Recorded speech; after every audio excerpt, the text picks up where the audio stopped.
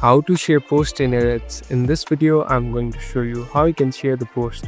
First of all, open the application. Now here on the bottom, you can see this play icon. Simply tap on play. So this is the section where it shows how many reels or posts are.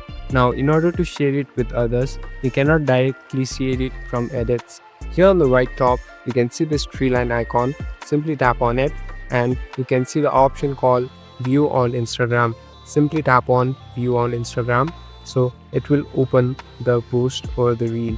Now in order to share it, you can simply tap on the share button right here and share with the person that you want to share it to.